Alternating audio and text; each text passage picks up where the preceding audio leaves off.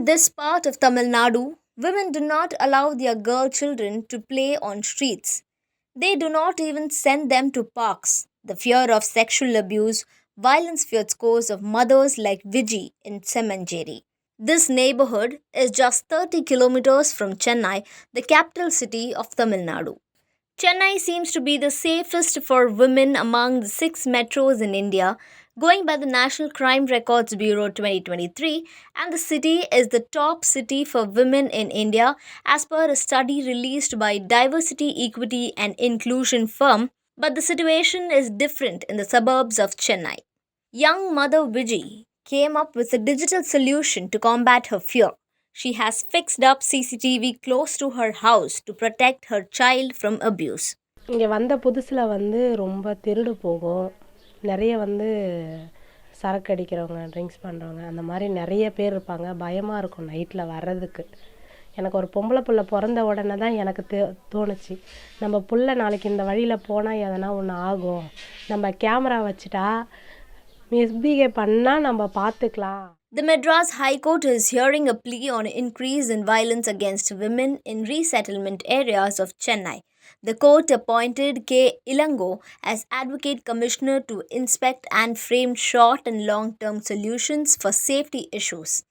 Advocate K. Ilango shared his findings with the Federal. I met many women here. Many of them suffer different forms of violence, ranging from domestic violence, abuse in public places, sexual abuse, and many more. The absence of pre-eviction rehabilitation strategy has resulted in the loss of livelihoods. It has significantly impacted the family dynamics and now main root cause for rise in violence in resettlement areas.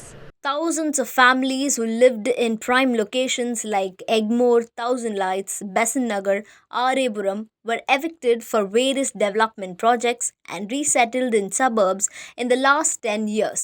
For many, eviction and resettlement played havoc in their lives. Here we don't even have proper bus stops. See, if it rains, we need a shelter, or if it's too sunny, we need a place to stand and wait for a bus. We don't get anything here, and a lot of kids have gone bad by using some small I don't know, I can't get those names, those bad habits. There are a lot abusing small children. You got a lot of things here, but I think if they take a step in doing something, it's both better for us. Social workers like Kanchana gives hundreds of samples of how improper rehabilitation plan before evictions has led to loss of livelihoods, which has taken a heavy toll on family relations, in turn leading to increased instances of domestic violence. வளரிளம் பெண் குழந்தைகள் சந்திக்கிற பிரச்சனைன்னு பார்த்தீங்க அப்படின்னா தனிமை. தனிமைக்கு காரணம் செம்மஞ்சேரி பெரும்பாக்கத்திலிருந்து இன்னமும் அவங்களுடைய பெற்றோர்கள் சென்னையை நோக்கி வேலைக்கு போகிறாங்க. காலையில் போகிறவங்க நைட்டு தான் வருவாங்க. அப்போது அந்த குழந்தை நாள் முழுவதும் தனிமையில் இருக்காங்க. தனிமையாக இருக்கும் பொழுது தன்னோட ஒருத்தர் பேசினாலோ அல்லது நீங்கள் நல்லா இருக்கீங்க, நீங்கள் சாப்பிட்டீங்களான்னு கேட்கும்பொழுது அந்த பாசத்தை அவங்க தன்னை மேல் ரொம்ப அக்கறை செலுத்துகிறாங்க அப்படின்னு சொல்லி எடுத்துக்கிட்டு ஒரு அஃபேராக எடுத்துக்கிறாங்க. When the Federal inquired Social Welfare Commissioner Amudavalli on measures taken to make resettlement areas safe for women, she said, and I quote, "We are in touch with police department to provide adequate security. Key issues like loss of employment and dropouts among girl children. We will ensure dropouts are back in school and improve amenities for safety of women in those neighborhoods." But activist Vanessa Peter is not convinced with initiatives of the government. She criticizes resettlement processes have resulted in ghettoization and violated the basic human dignity and rights of the families. If you were to look at it, communities were residing in the heart of the city, and these communities are the people who have constructed our cities, who have built our cities brick by brick. Now what has happened is, when people are moved, they are moved to the peripheral areas of the cities, so which deprives them of their right to live in a city.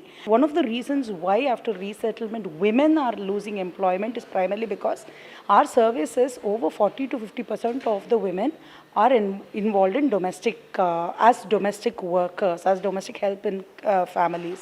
So what has happened is, when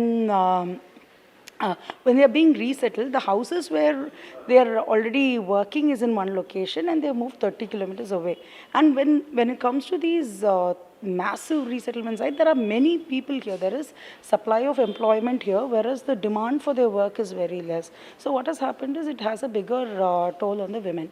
And nearly 90% of those who are resettled, 90 to 95% of those who are resettled are engaged in informal sector of labor.